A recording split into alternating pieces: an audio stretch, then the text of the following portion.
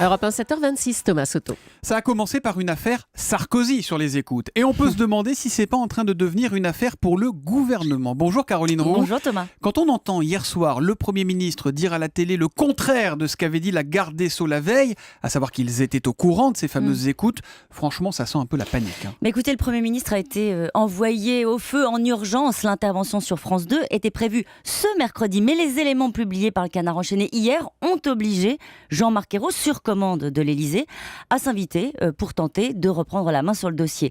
Après la garde des Sceaux, lundi, le Premier ministre, mardi, la graduation dans la prise de parole traduit la fébrilité au sommet de l'État. Jusqu'au dernier moment, le Premier ministre a vérifié les circuits d'information pour savoir à quelle date précisément lui et Christiane Taubira avaient été informés. Comme le dit un de ceux qui a préparé avec Jean-Marc Ayrault cette intervention, il fallait dire la vérité, dire les choses le plus clairement possible pour ne pas alimenter la suspicion.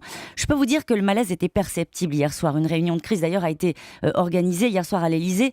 Quant à tous ceux qui m'avaient fait la leçon en m'expliquant dimanche soir, en me faisant la leçon sur l'indépendance de la justice, pour me dire qu'ils avaient tout appris dans la presse, qu'ils ne savaient rien, les proches de Manuel Valls, le ministre lui-même, ou les très proches de Christiane Taubira, ceux-là ont débranché les téléphones. Impossible de les joindre hier soir. Ça aussi, ça a du sens, hein, évidemment. Tout ça, Caroline, il faut être clair, ça fragilise le gouvernement. Ça fragilise incontestablement Christiane Taubira. Le Premier ministre a appuyé en direct sur le bouton rouge. Comme le dit un député qui parle régulièrement à la garde des Sceaux, le problème, ce n'est pas qu'elle savait, mais le problème, c'est qu'elle a menti.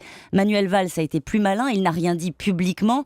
Auprès de ses amis, hier matin, il a expliqué avec fermeté qu'il ne savait rien du contenu de ses écoutes et sur ce point, pas de dissonance au sein du gouvernement. Un gourou de la communication à gauche, qui a suivi naturellement le Premier ministre hier soir, est atterré par la séquence et il fait ce commentaire. En 24 heures, tout le monde a parlé et aujourd'hui, c'est François Hollande qui se retrouve en première ligne. Ils sont flippants. Et ce qui est étonnant en termes de communication, Caroline, c'est qu'on est vraiment passé d'un dossier qui concernait Nicolas Sarkozy à une affaire qui met François Hollande en difficulté. Et vous savez quoi? C'est ce qui fait dire à un député socialiste « Bravo les artistes » à propos des amis de Nicolas Sarkozy. Il m'explique que la droite a réussi à basculer la cible sur l'exécutif qui se retrouve aujourd'hui piégé dans l'obligation de se justifier. En tout cas, ce qui est sûr, c'est que le Premier ministre n'a pas totalement réussi à éteindre l'incendie. Ça, c'est sûr.